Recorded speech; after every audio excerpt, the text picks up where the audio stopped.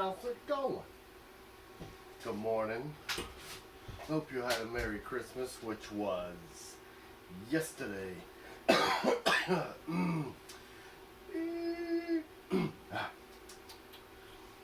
Anyway, had a little bit of snot, coffee, something going on.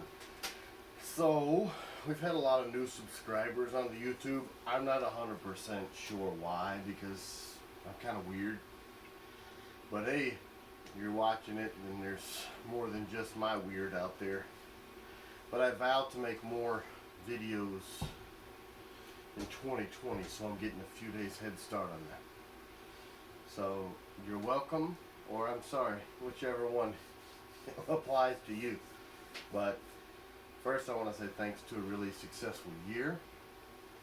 Thank you. We've done really well. A lot of you guys that are subscribing to us have one of our knives and want to see what that weird fat dude is that makes knives. So there he is.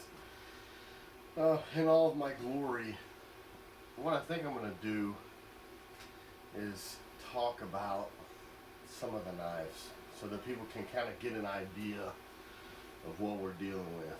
You know, why I do what I do, why this arm is naked and this arm is clothed. Got my natural sweater and my chic look. That's pretty obvious because, well, you know, look, I'm right-handed, so everybody wants to know. Every dude shaves their freaking arm with a knife. I'm not really sure why, but that's what we do. Because, you know, that's the ultimate test of a knife. If it can shave your arm, it can cut down a tree, right? Weird. I'm always picking at my face. Alright, I'm just kind of sitting here doing nothing. So this is a new knife. The Highlander. I know I'm Irish and the Highlanders were Scottish, but so this is it. And I'm going to touch on a couple things. I had a couple dudes, not a couple, one jackass guy came up all like angry to my little booth. You don't make these knives? First off, it's knives. And yes, I do make these knives. I made this knife, and I made all of these knives, and I'm working on making this knife, and I'm working on making this knife, and I'm even working on making this knife. There's nothing that I put my freaking name on that I didn't make. You understand what I'm saying? That's stupid. Yes, there are blade magazines out there, I won't mention their names, that you can order blades from. And that's what this guy said. You're ordering those out of magazines and sticking handles on them and sharpening my ass. I'm doing that. Go ahead and find my design somewhere. Now, the machine behind me helps me out because I tried to hire somebody to help me out and they were retarded. Excuse me for using the R word. They were dumb and they couldn't grind these bevels in. So you guys liked our stuff, and more than 4 of you a week wanted our stuff, my stuff, TKL Knives stuff. So I had to do something. You know, I just couldn't keep up. So this guy helps with some of the bevels, some of this. Now this one he didn't, because this is a one-of-a-kind, one-off. And when I make a new knife, that's what I do, right? I'll take it in my little book. Whether it's a customer that comes and wants something custom, which is what this is. I don't know if you can see it. It's a chef's knife for a guy. So what you've got is a drawing and a shit ton of measurements on there so that I know what you want or he wants. Now here's this one. Huh, look familiar? It doesn't look familiar that way, but look, it looks familiar. Look, that's it. That's the guy. And in my other little book, I got all kinds of stuff. You can't see them, but look, there they go. This one is from May. This one is from May. Look, you see that design right there? The 5th of May. Check this shit out. Huh. Interesting. Pretty similar, right? I had to change the handle up in this area because I couldn't get the balance right on this blade. It's a lot of blade forward of the handle. So I put this thumb grip on here, and rose the blade up, dropped the back of the handle down, took a little bit more out of here so we get the balance that you all like. You know what I'm saying? That you can cut things. Not people, things. It would have been a lot cooler if that stuck instead of bouncing off the bench and cutting a nick in my boot. Thank God for steel toes. I'm gonna leave that there because I can make another one. Actually, nothing happened to it. It's on the floor. Anyway, so this came about because a lot of people have asked for full handle knives other than the chef's knife. I make them one-off on people. You're gonna get to see me touch my face all the time. I make them all the time for me. You know, that's what happens. This is actually a second version of, I had made one, a little metal sticking up, you know, that little piece of metal sticking up. That doesn't come out of a damn magazine. I really ought to go find that guy and cut his face off his body. I made this one. Faceless. Freaking idiot. You don't even know me. Come up. You don't make these knives. And I was like, what? Yeah, I make these knives. I already said that, but anyway, I'm obviously still wounded deep, like inside, like whatever, piss off. Anyway, so I had made one of these because another friend of mine I knew from my previous job, Chris, he said that he had had some people, they love the Ranger knife, which is this guy. That's the Ranger. And look at that. Yeah, there's a bunch of heat-treated knives there. And guess where they got heat-treated? Behind you. And you've all seen my heat-treating stuff, and you've seen me heat-treating stuff. So, no, the heat treat doesn't get outsourced. No, nobody else makes my blades. This looks like it's been cut out by something, doesn't it? Yeah, it has, by machines and tools.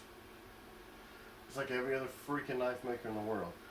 If 20 of you want a Ranger a week, then I gotta get some help cutting my designs. Now look at this. See this? See that? Huh, interesting. This knife is 2 years old. This was the first one of these that I made. I put a false edge on it because I like a false edge, and I put jimping on it because I like jimping. Look at that. Weird. Really strange. So that's where this design came from. Right here, because this is what I wanted. I wanted a knife that had a little bit of a break to the front so that it put the knife more towards the cutting surface. I wanted a drop in the back because it's more comfortable. Because look, my hand is curved, so I wanted it curved right there, right? The finger well in the front. I know I'm completely rambling, and I'm not even probably going to get back around to talking about the Highlander. Anyway, it's a 3-finger grip, which I like because when I carry a knife on my side, cross draw like this, it's not a giant machete on my body. You know what I mean? And I'm too fat. See, because this sticks up and it pushes down and I can't breathe. And then if I have my freaking donuts, it hurts me and my little muffin. It's not really a muffin top. It's like a cake top right there. That's a lot of, that's a professional growth. Professional knife, professional cake top. Anyway, cross draw, 3-finger. So I'm going to explain the 3-finger since you're watching, maybe. See that? How my pinky wraps the back? Let me do it with this finish one because there's a little piece of metal there. Where is the finish one? Oh, it's on my side. See my finger? So when you grab it, your finger, let's turn sideways, it still wraps around the bottom. You know what I'm saying? So it's like a 4-finger grip without having this big ass handle hanging off the back. It's the same design, right? So your pinky wraps around the base, and it's got this point to make it where your small, short little finger. You may not have short little finger, but everybody's pinky is the shortest one they got. You know what I'm saying? Small, short. Follow. So you wrap around here, and this keeps you from going up on the blade when you're doing like a push cut. See, the pinky stays back there. Off the blade, you got the deep finger well up here, but that's the same thing. Oh my Jesus! Freaking knife maker gonna cut his finger off on a Halloween movie. Alright, gosh. So when you flip it around, your thumb will rest on the back. 3 fingers. 1, 2, 3 grip. This finger and your thumb keeps you off the blade when you do a push cut. This deep finger well does the same freaking thing. That is the theory behind my 3-finger grip knives. Okay? So that's a lot of my knives have that design because I like it. It's comfortable to me. And here's what we're going to talk about also.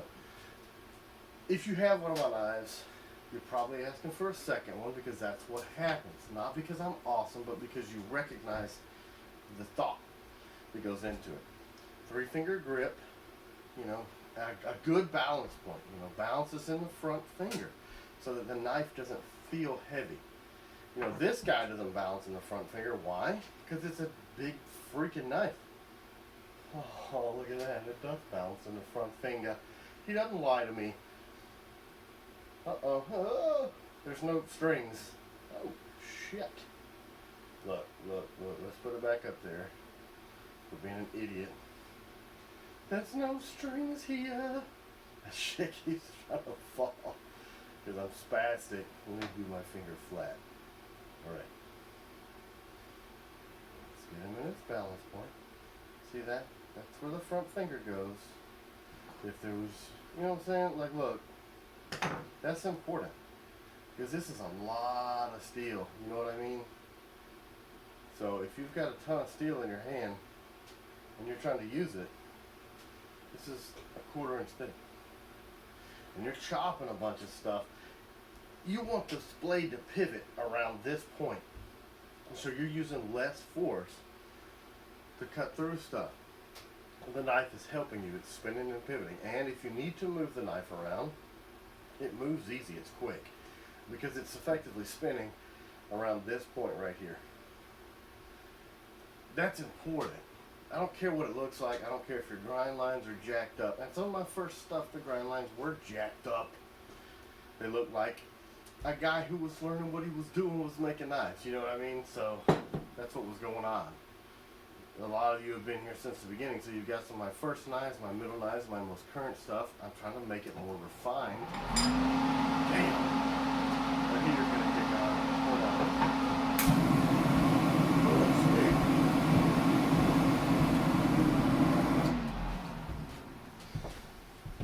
Whatever. My videos are so not professional because I so don't care if they're professional. It's my torpedo heater because I work in a shop from my house. I'd like to have a shop. If you'd like to donate to get Tim a shop fund, you create the fund and I'll take the shop. Well, I mean, that's something we may try to do this year. If God continues to bless what we're doing, we'll have a shop. Or we may not, because we got so busy last year I couldn't even talk to you on this video camera device thingy. But what was I talking about? Something about knives. I don't know. Something. Balancy, choppy, cutty stuff. No. I have no idea. I'm just going to talk about something else now. So, yes, the Highlander. This blade is 1 1/2 inches in width. It has 5-inch cutting edge. Right, from plunge to the tip, it's a 5-inch blade. Overall length, 10 1/4. Right. if it looks like this knife would be comfortable, it's because it is. Because like I was talking before the heater interrupted me. Really don't even need the heater. It's like 50 some degrees the day after Christmas, and it's going to be almost 70 today, which is weird, but global warming, if you buy into that. It's warm on the globe today. We were actually about the same temperature as Australia yesterday, so Merry freaking Christmas down on that. Yeah, I forgot again. It's alright, you watch them anyway. When I make a knife, I think about what you're going to use it for. So, you've got more of a tail here than you see on some of the other knives, because when you're chopping, a knife is going to try to go away from you, and you want this to lock you in. So the fingers, wells, lock you in, and this little bit of a tail keeps the blade in your hand. This is a crazy, awesome freaking knife. I really like it. It's gotten a good response on the Twitter. Look, there's a piece of paper. You see that? That's not camera trickery. Yeah, yeah. I wonder why his arm, oops, something like a jackass. Look at that. That just tore it. Let's go in there. You see that? Oh. Throw my arms naked. I run out of spots to test these blades. Oh man, you see that? I got a video that I did yesterday. Not yesterday, day before yesterday. May have been yesterday. Where I chopped some branches, like 1 inch round branches, and then I go shape my arm, and people are like, I don't believe that, man. That's 2 different knives. Because apparently people can't say knives. It's knives. Gross. I don't know what that is. Some food stuff on my knife. Some Christmassy food. Jimping on the handle for your thumb. Some people love jimping, some people don't. So it'll come with or without, whatever you want, because they're handmade, made with these hands. These scarred up, chopped up little hands. We also recently switched from Kydex to Boltaron, which is still a thermoplastic, but it's a little more expensive, but you're not going to see that price increase, because I want to give you a better product and you to get a good deal on a great knife, so you get to see what it is that makes these knives different. Balance points we've talked about, handle grip we've talked about, the edge on them. It takes a mirror's edge because we do a normal heat treat cycle. There's a plethora of information on the interwebs about what temperatures, heat soak times to do for various steels. I use 1095 steel. I was accused of 1095 steel because it's cheap.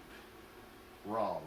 That's not why. Well, this is a 1084 knife because it's what I had left, and I'm not going to cut out of my normal use steel for a prototype that may not go anywhere. And it is going to go somewhere, so you'll see this in 1095 soon, or I may keep making it 1084. Who knows? 1095 is what was used on the K-Bar when I was active duty in the Marine Corps, and it's an awesome freaking knife.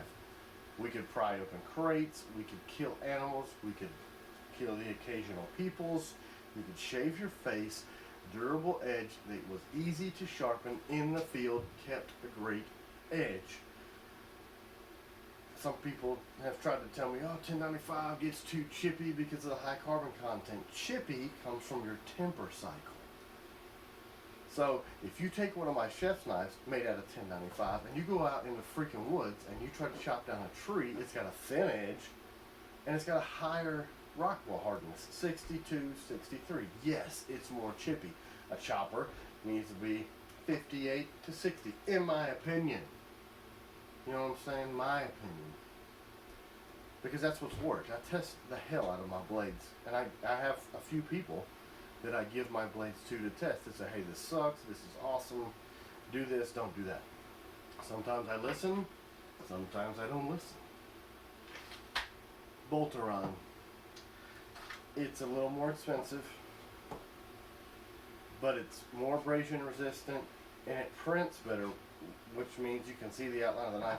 So it gives you a better click. The retention of Boltaron is better than Kydex. It's easier to work for me. It has a nicer finish to it because it prints better. And it's more resistant to chemical, and it has a higher melting temperature. So if you leave your knife in your truck or your car on the dash or whatever gets hot, you're not going to lose the strength of this case. It's more resistant to that. That's why I switched to it.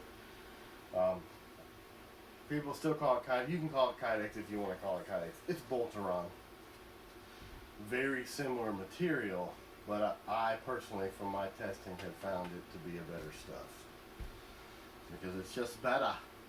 It holds up, and I want my stuff to be used and abused. If you want to hang this on your wall, you're welcome to hang this on your wall if you think it's that beautiful. But I built it for you to beat the shit out of it. Chop some stuff, pry some stuff, shave some stuff.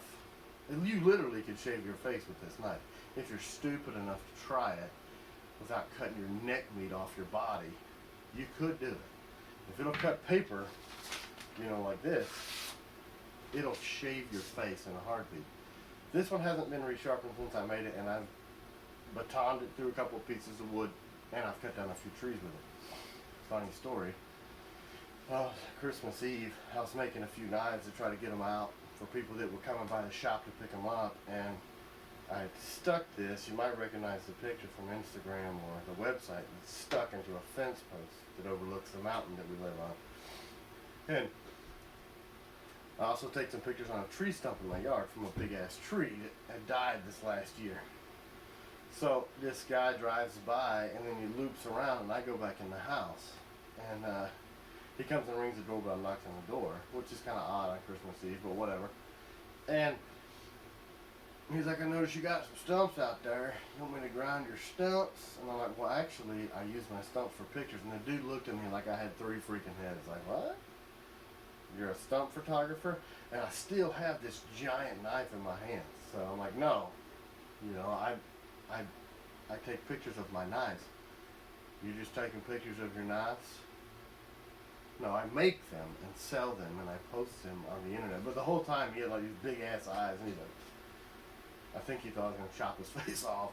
But I mean, hey, I might have. You never know. I'm not a drinker, but if I was a drinker at that moment, face removed. Not to say I don't ever have a drink. I had a couple of cocktails yesterday because, well, let's be honest. The holidays aren't always so cheery and bright, you know what I'm saying? I got some family members that bourbon will be your bestest buddy if you hang out with these people. I don't really hang out with them much because I just can't deal with it like I used to be able to. So, and besides, I got 50 knives to make this week, so you guys keep ordering them, and I'll have a couple of drinks to deal with the people that want to hang out with me that I don't let hang out with me. And hey, you can come by the shop and make a knife. I don't care. I really don't know what all we've talked about. A bunch of crap. Random bouncy aroundy. And now I'm picking a cut on my finger here. Look.